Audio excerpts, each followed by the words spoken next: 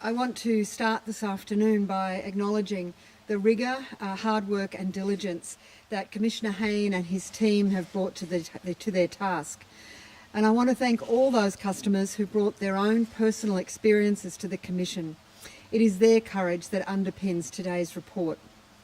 This Royal Commission has put the entire banking sector under the microscope, and its final report lays bare how banks have too often failed their customers and let down the Australian people. Banks understand that these failures have caused deep hurt, suffering and heartache for far too many customers, and they are sorry for the pain that they have caused. Importantly, banks accept full responsibility for these failings, and they know that they must now change to ensure that this never happens again. Banks are determined to learn the lessons, to fix the problems and to make it right. Australians expect better from their banks, and more than that, they deserve better. Today's report contains some very tough medicine for banks, including potential court cases. With 76 recommendations, it represents a huge overhaul and top-to-bottom reform of banking and finance in this country. It will make changes to what financial services and products can be offered, how staff are paid, what sort of penalties there'll be for wrongdoing. There'll be new offences for a range of activities and, importantly, new rights for customers. The industry is determined to get on with the job of fixing the problem. To that end, it has already formed a special task force to begin the work that will be needed to get this job done. The industry sees this report as a roadmap. It is a roadmap to drive the change that is needed to earn back the trust of the Australian people. Today is an opportunity for banks to reset their relationship with their customers and with the Australian people, and banks are determined not to miss that opportunity. I can understand in the circumstances that many people may be cynical about whether banks will change.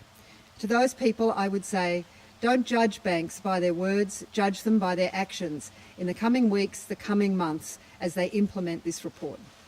No individuals were named for specific criminal proceedings, and many have seen this as not as harsh as expected. Have the banks gotten away with this in this final report? There are a substantial number of referrals by the Commissioner to the appropriate authorities for matters which the Commissioner believes there's evidence that requires the attention of those authorities potentially for some form of action. So I think if you go and have a look at all of the matters that have been referred by the Commissioner to the relevant authorities, you'll see that he hasn't pulled any punches here.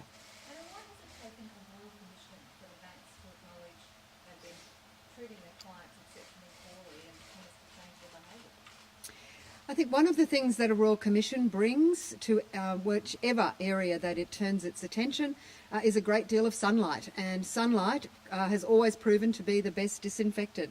It's when an industry or an area of activity sees its own behaviour through the lens of somebody else, in this case a Royal Commission, and through that Royal Commission the eyes of the public, that it really starts to understand how behaviour that seemed quite normal and industry practice is in fact anything but.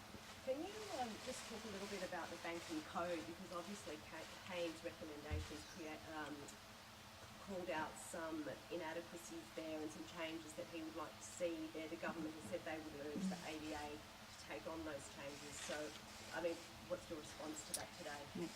The banking industry welcomes Commissioner Haynes' recommendations in relation to the Banking Code of Practice.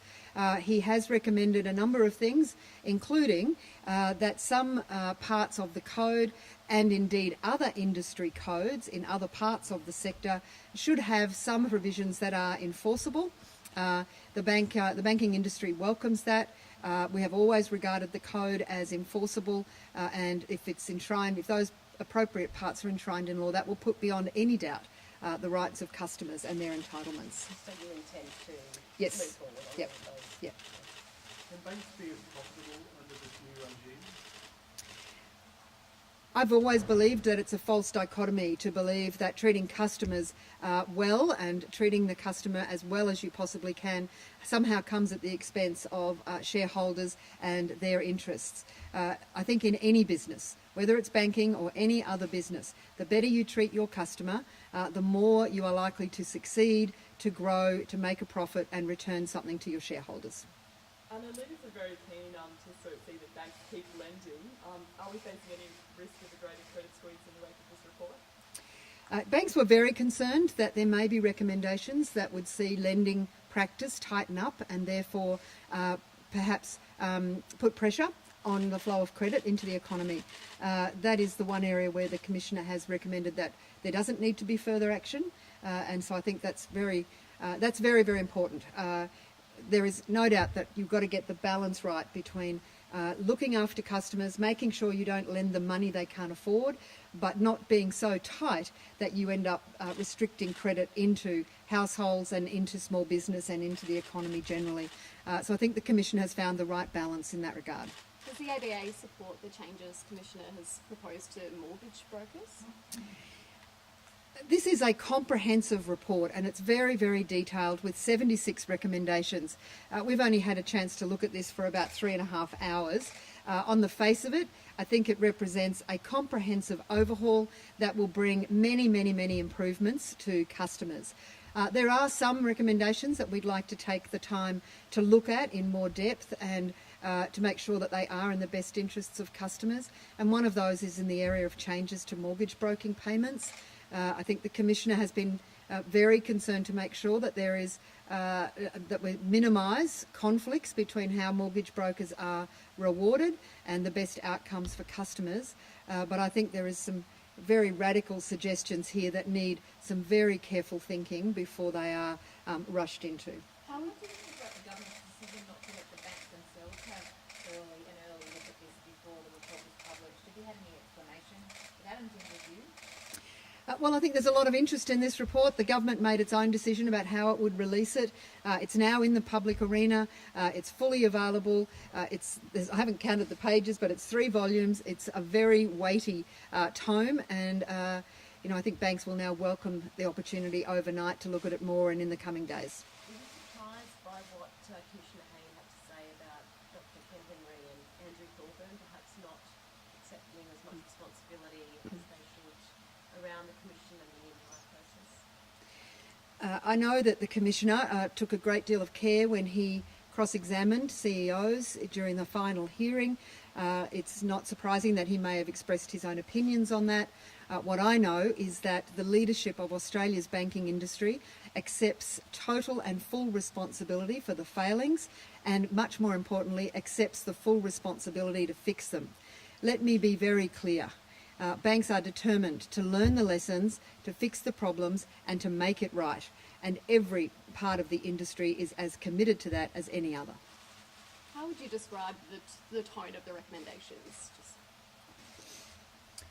What we've seen with today's report, I think, is a massive overhaul of the banking and finance industry in Australia, whether it's banking, superannuation, insurance, financial advice, any other part of the sector. There is no stone that has been left unturned by Commissioner Haynes. 76 recommendations, a huge overhaul, big reform, top to bottom.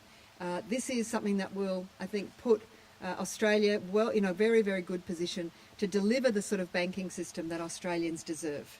Any criticisms of it? Any bits you don't like?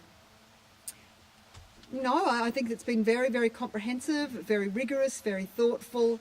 As I said, banks will now have a look in much more detail and give some thought to how some of those things might play out before finalising their formal response. The government's had 3 days. I think we need to have a look at it for at least a couple of days. But no, I think it's been...